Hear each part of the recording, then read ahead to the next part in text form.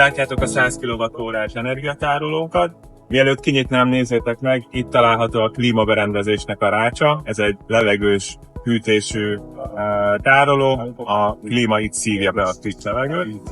Kinyitom, akkor látjátok a belső részét. Itt fújja be nekünk a hideg levegő, ez a teljes a klímaberendezés. Itt fönt láthatjátok a különböző védelmi berendezéseinket. Van egyrészt egy hőérzékelő, illetve egy füstérzékelő. Van egy ajtónyitás érzékelőnk is, és akkor hátul pedig egymás fölött sorakoznak az akkumulátor moduljaink. Az akkumulátorunknak a bal oldalát látjátok. Itt található a Solis inverter, ami egy hibrid inverter. Alul, a rácsozás mögött vannak a DC kábeleink, amik jönnek a napelemtől, illetve az akkumulátortól jövő DC kábelek is itt csatlakoznak be magába az inverterbe. Amit kivitelezőnek el kell végezni a telepítéskor, az gyakorlatilag a beton alap elkészítése, illetve a kábelcsatornák behúzása. Itt látjátok, hogy alulról csatlakoznak a DC kábelek, illetve az AC is.